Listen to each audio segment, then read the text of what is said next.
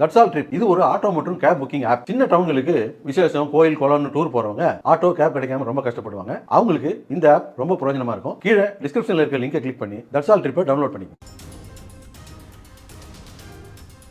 இது குறித்த மேலும் விவரங்களை வழங்குவதற்காக அரசியல் விமர்சகர் பொன் வில்சன் நம்முடைய இணைப்பில் உள்ளார்.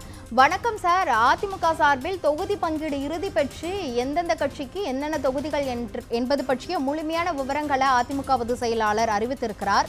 அதில் பாஜக சார்பில் 27 தொகுதிகளும், பாமகவுக்கு 18 தொகுதிகளும், அம்மா மக்கள் முன்னேற்ற கழகத்திற்கு 11 தொகுதிகளும், தமிழ் மாநில காங்கிரஸ் கட்சிக்கு 5 தொகுதிகளும், இந்திய ஜனநாயக கட்சிக்கு 2 தொகுதிகள், தமிழக மக்கள் முன்னேற்ற கழகம், புரட்சி பாரதம் கட்சிக்கு தலா 1 தொகுதி என அதிமுக பொதுச் செயலாளர் அறிவித்திருக்கிறார். இதில் எந்தெந்த தொகுதிகளில் எந்தெந்த கட்சிக்கு வெற்றி வாய்ப்பு பிரகாசமாக இருப்பதாக கருதப்படுகிறது? உங்களுடைய பார்வை என்ன? இல்ல இது என்னன்னா, வணக்கம். அதிமுகவை பொறுத்த வரைக்கும் ஒரு நரேட்டிவ் செட் பண்ணியிருந்தாங்க.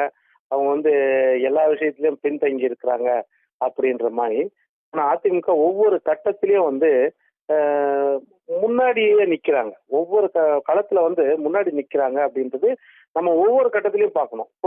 கூட்டணி உருவாகினதுலயும் சரி, கூட்டணியில் நடைபெற்ற பேச்சுவார்த்தைகளையும் சரி, அதற்கு பிறகு தொகுதி எண்ணிக்கை பங்கீடு பண்றதுலயும் சரி, இன்னைக்கு தொகுதிகள் ஐடென்டிபிகேஷன் பண்றதுலயும் சரி, 23 வேட்பாளர்களை முன்னாடி அறிவிக்கிறதுலயும் சரி, அதே மாதிரி தேர்தல் வாக்குறுதிகளை முன்னாடியே அறிவிக்கிறதுலயும் சரி, பிரச்சாரத்துல 195 தொகுதிகளுக்கு எடப்பாடி பழனிசாமி அவர்கள் சென்றதுலயும் சரி, எல்லா விஷயத்திலயும் அவங்க முன்னாடி இருக்கிறாங்க அப்படின்றது, அட்வான்ஸா இருக்கிறாங்க அப்படின்னு தெரியுது. இப்போ கூட அந்த தொகுதிகள்ல எல்லாமே நிறைய யூகங்கள் வந்துச்சு. அதாவது பிஜேபி பீகார் மாடல்ல 117 இருக்கும் அப்படின்னாங்க, ஆட்சி அதிகாரத்தில் பங்கு அப்படின்னு சொன்னாங்க. அப்போ கூட எல்லாருமே சொன்னது தொகுதி யார் எத்தனை தொகுதியில நிக்கிறாங்கன்னு பார்த்துட்டு அப்புறம் நீங்க என்ன பேசுங்க அப்படின்னா கூட யாரும் கேட்கல. நிறைய இடத்துல அந்த மாதிரி யூகங்கள் இருந்துச்சு. இல்ல 80 தொகுதியில் வாங்குவாங்க, 70 தொகுதியில் வாங்குவாங்க அப்படின்னு சொல்லி, அதற்கு பிறகு முக்கியமான தொகுதிகள் எதுல ஜெயிக்க முடியுமோ அதை மட்டும் அவங்க கேட்டு வாங்கிடுவாங்க அப்படின்னு சொல்லி. ஆனா இது இந்த யூகங்கள் எல்லாமே போய் அப்படின்றத ஒவ்வொரு கட்டத்திலயும் அவங்க நிரூபிச்சுனே வராங்க. இப்ப 27 தொகுதிகள் பிஜேபிக்கு ஒதுக்குனதுலயும் சரி, இன்றைக்கு அவர்கள் வெறும் கோயில் நகரம் தான் கேட்கறாங்க அப்படின்ற மாதிரி ஒரு யூகம் வந்துச்சு, எல்லா இடத்தும் ஒரு வதந்தி. ஆனா அந்த மாதிரி இல்லாம பரவலா அவங்க கொடுத்துருக்குறாங்க அப்படின்றது. வெற்றி வாய்ப்புள்ள தொகுதின்னு நம்ம எதையுமே நம்ம கணக்கிட முடியாது. ஒரு கூட்டணி அப்படின்னா அந்த கூட்டணியின் ஒட்டுமொத்த ஓட்டுக்கள் தான் எல்லா கட்சிகளுக்கும் போகும். அந்த கூட்டணியில் இருக்கிற அத்தனை கட்சிகளும், அது சிறிய கட்சி பெரிய கட்சி அப்படின்னு சொல்ல முடியாது. இன்னொன்னு, தமிழக மக்கள் முன்னேற்ற கழகம் ஜான் பாண்டியன் அவர்களுக்கும் ஒதுக்கப்பட்டிருக்கிறது நீங்க சொன்ன லிஸ்ட்ல பாத்தீங்கன்னா. அப்படி இருக்கும்போது எல்லாமே ஒருங்கித்து இணைந்து இது வெளியிட்டிருக்காக தான் பார்க்கலாம். இது அவங்களுக்கு ஒரு பர்செப்ஷன் வைஸ் பாத்தீங்கன்னாலே இது ஒரு நம்பிக்கை உண்டு பண்ணும். அந்த தொண்டர்கள் மத்தியிலேயே ஒரு நம்பிக்கை உண்டு பண்ணும் அந்த கூட்டணி. ஏன்னா எதிர் முகாம்ல பாத்தீங்கன்னா திமுக கூட்டணி இன்றைக்கு வரைக்கும் ஒரு கசப்புணர்வோடு இருக்கிறாங்க. அது நம்மளுக்கு வெளிப்படையா நல்லா தெரியுது. ஆனா அவங்க சீனியர் கூட்டணி, கிட்டத்தட்ட 8 10 வருஷத்துக்கு முன்னாடில இருந்து அந்த கூட்டணியில இருக்கிறாங்க. அதுக்கப்புறம் பாத்தீங்கன்னா அந்த வெற்றி ஃபார்முலா கூட்டணி, அந்த கூட்டணியில ஒரு தேமுதிகன்னு ஒரு கட்சி வந்த உடனே எந்த அளவுக்கு நெருடல் ஏற்பட்டது, இன்றைக்கு வரைக்கும் எந்த அளவுக்கு சுணக்கமா இருக்குது அப்படின்றது நமக்கு தெரியுது.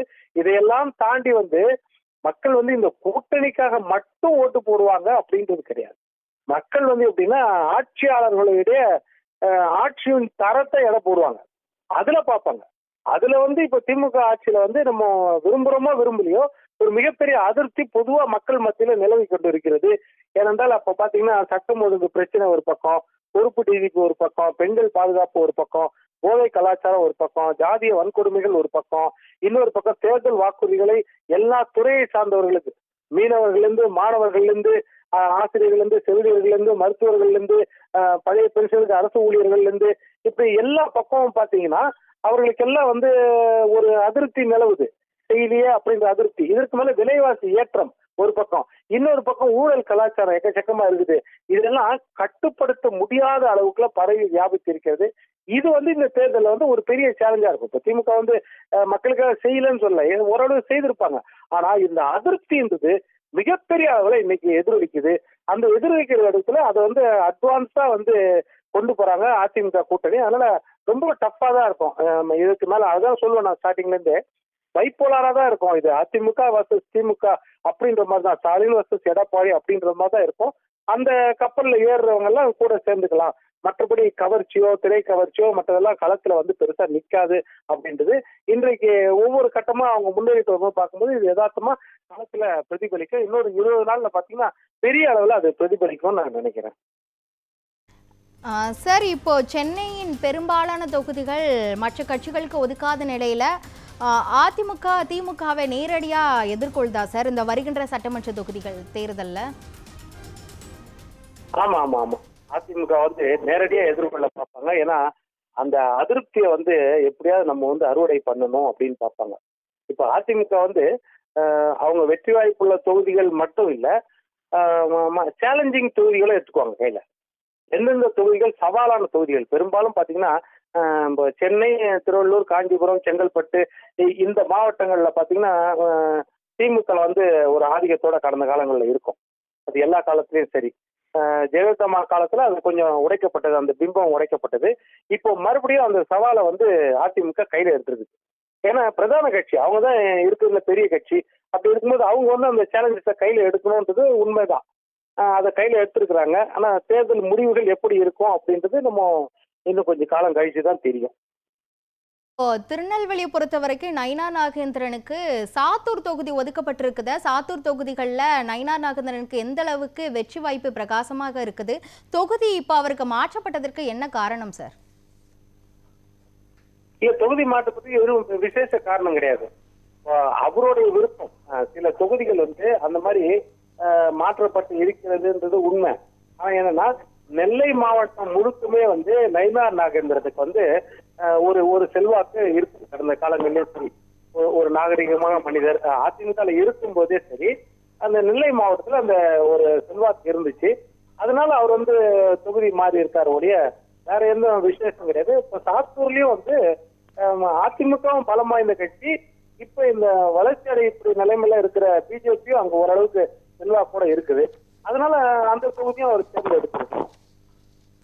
சார், இப்போ பெரியகுளம் தொகுதி அம்மா மக்கள் முன்னேற்ற கழகத்திற்கு ஒதுக்கப்பட்டிருக்குது. அங்க பெரியகுளம் தொகுதியில அவர்களுக்கு எந்த அளவுக்கு வெற்றி வாய்ப்பு பிரகாசமா இருக்குது?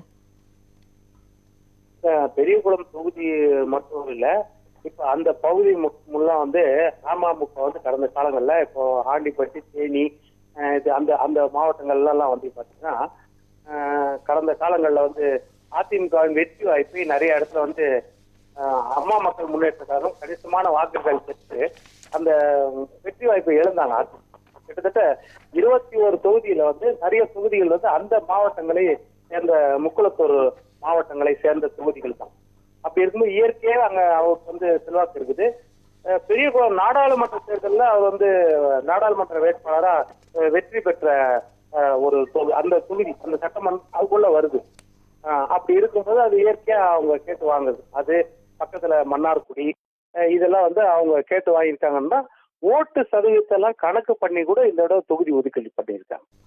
யாருக்கு எந்த அளவு விதத்துல வெற்றி வாய்ப்பை கொண்டு வர முடியும் நம்ம கூட்டணிக்கு, இந்த கட்சி அந்த கட்சின்னு பார்க்கல.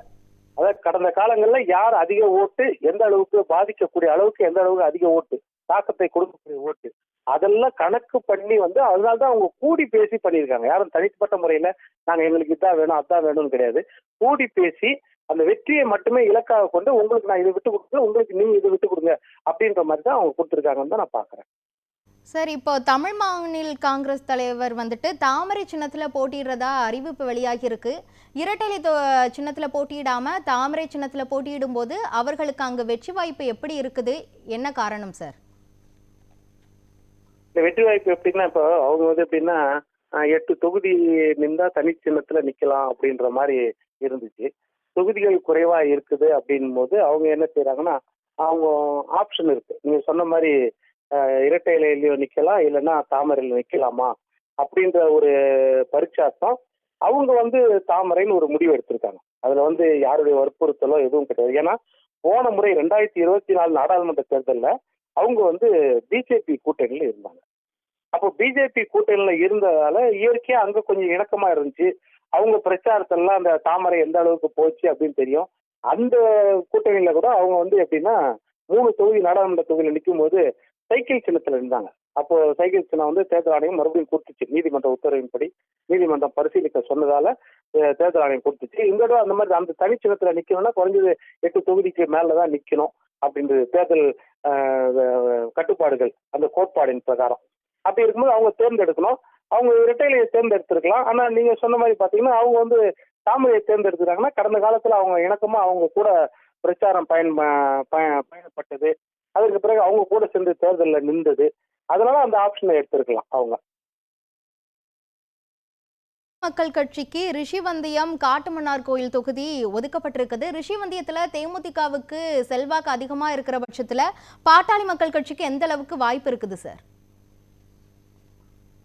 இல்ல, பாட்டாளி மக்கள் கட்சியை பொறுத்த வரைக்கும் ரிஷிவந்தியம் தொகுதி என்றாலும் சரி, விருதாச்சலம் என்றாலும் சரி, விருதுநகர் என்றாலும் சரி, அது வந்து விஜயகாந்த் அவர்களுக்கு இருந்த செல்வாக்கு வேறு. விஜயகாந்த் இருக்கும்போது அவருக்கு இருந்த செல்வாக்கு என்பது வேறு. அதற்கு பிறகு பாத்தீங்கன்னா தேமுதிகவின் செல்வாக்கு சரிந்து கொண்டே வந்தது. அது ஒரு கசப்பான உண்மைதான். அவர் ஆக்டிவா இருக்கும்போது இருந்ததை விட நீங்க 2021 அம்மா மக்கள் முன்னேற்ற கழகத்துக்கு கொடுத்தா நின்றாங்க. அமமுக வந்து டிடிவி வந்து 165 தொகுதியில நின்றாங்க. 60 தொகுதியில வந்து தேமுதிக நின்றுச்சு 2021 தேர்தலிலே. அந்த 2021 தேர்தலே பாத்தீங்கன்னா தேமுதிக 0.43 தான், பெரிய தாக்கத்தை உண்டு பண்ணல.